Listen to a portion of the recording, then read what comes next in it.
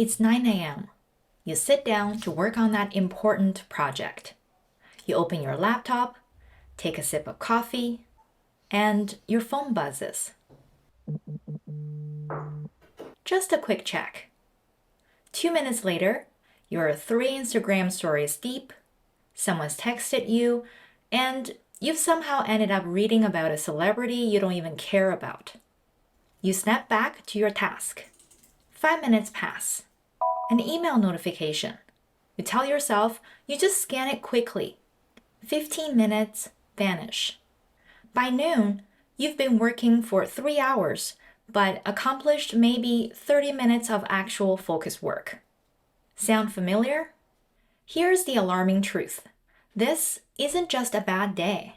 According to research, the average person now switches their attention every 47 seconds when working on a screen. Every single time this happens, you're not just losing time. You're weakening your brain's ability to focus over time.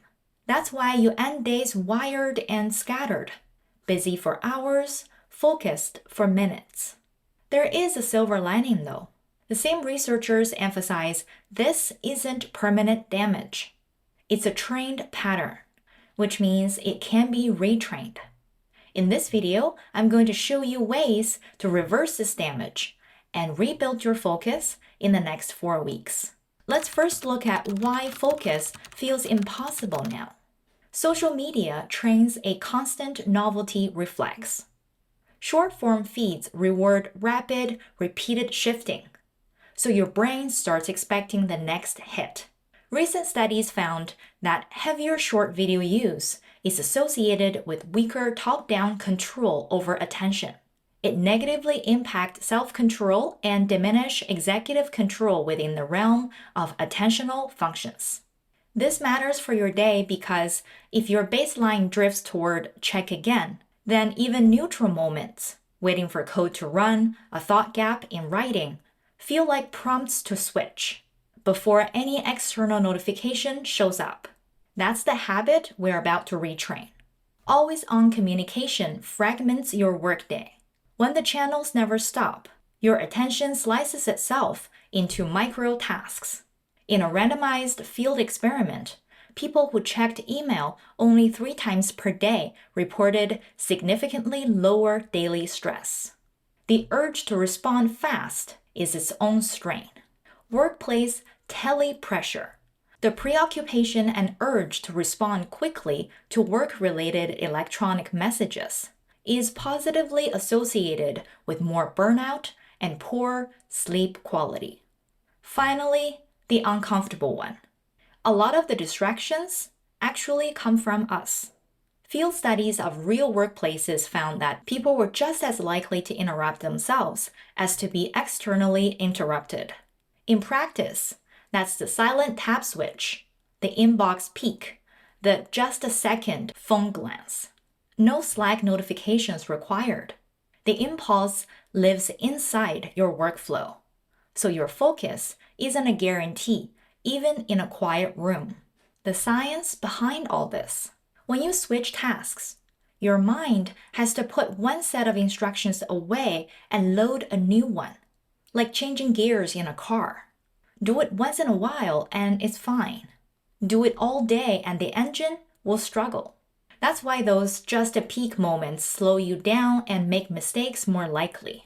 The APA summarizes classic task switching work this way. Even brief mental blocks created by shifting between tasks can cost as much as 40% of someone's productive time. If you want the deep dive on why context switching wrecks your day and how to fix it, I did a full video on that. I'll link it here and below. There's also the phone on the desk effect. Even when you don't touch it, its mere presence reduces available cognitive capacity. Interruptions carry a resumption cost too. Study shows that it takes people on average around 23 minutes to resume an interrupted task. It matches how a derailed morning feels. The emotional toll. We don't just perform worse, we feel worse. In an interrupted work experiment, people compensated by working faster, but it came at a cost. More stress, high frustration, and time pressure.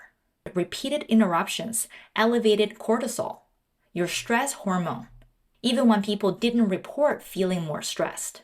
And when an hour vanishes, many of us turn it inward. Procrastination research links these lapses to shame, guilt, worry, and anxiety. Perfect fuel for the next avoidance loop. The bottom line is frequent switching doesn't just slow you down.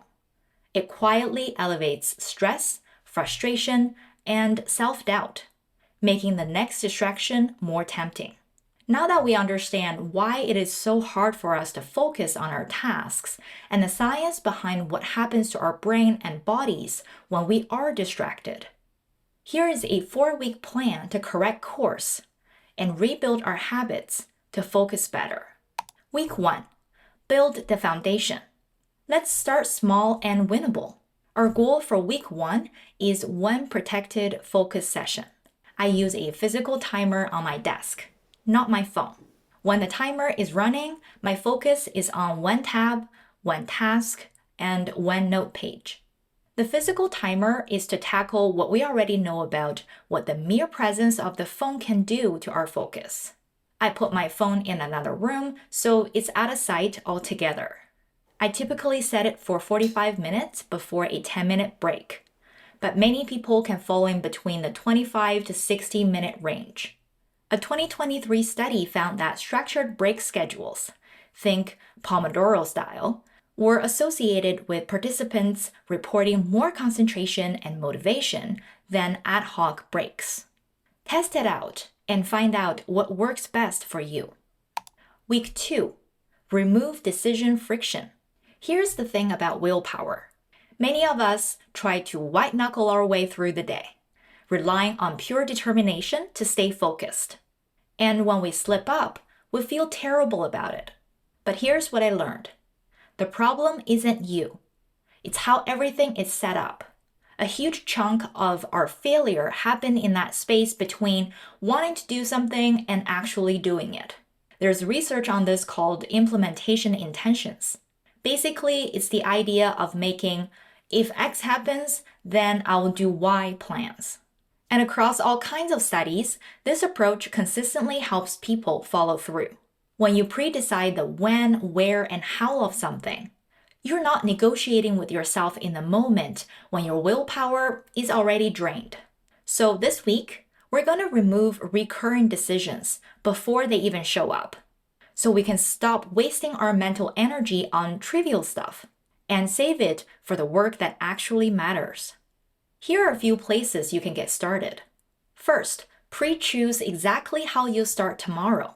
Tonight, before you wrap up, write 1 simple line. At 9:30, open this file and write 150 words on section 2. That's it.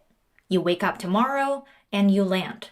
You don't have to decide anything then. Second, batch your admin work.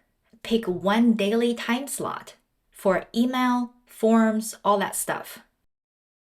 Remember how we talked earlier about how checking emails only 3 times a day drops your stress?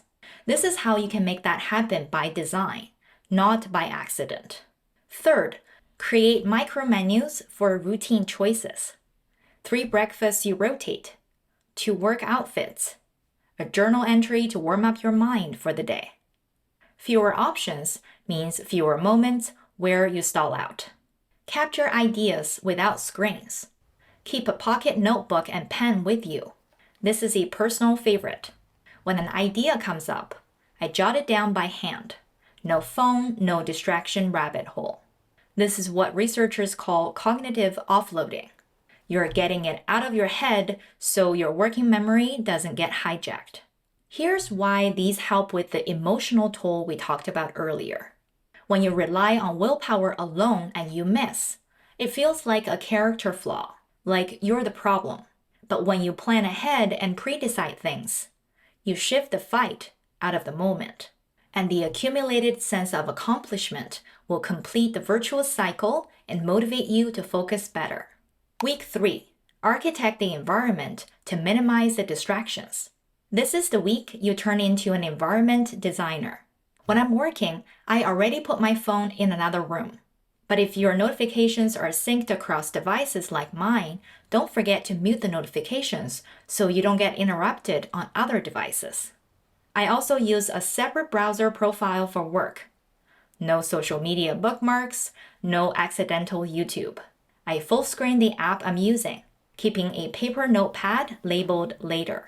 When a stray thought pops up, I write it down and go straight back to the original task.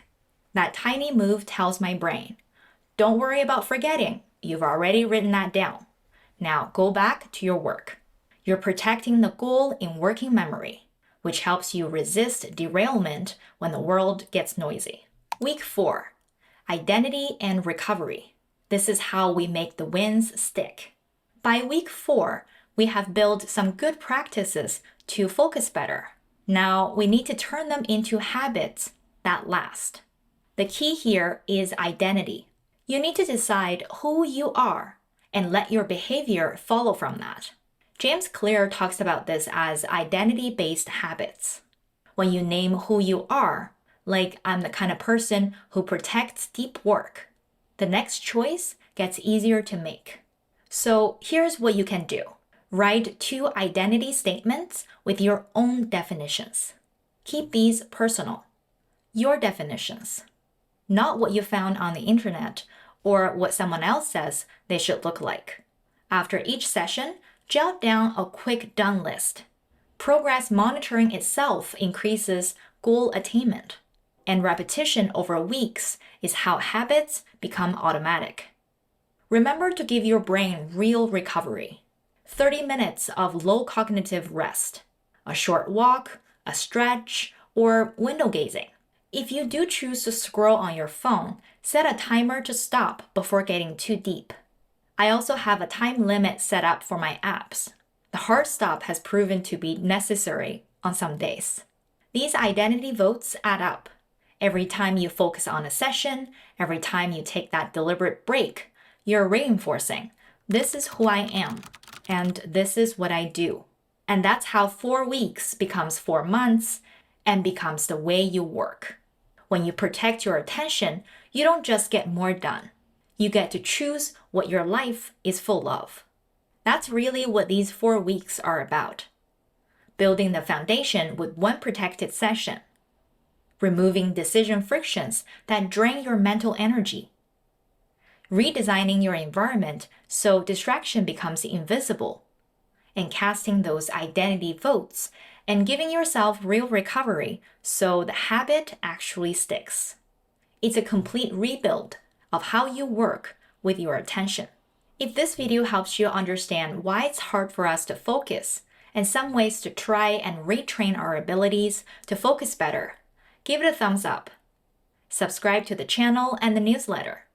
Links are in the description box. Thank you for watching, and I'll catch you in the next one.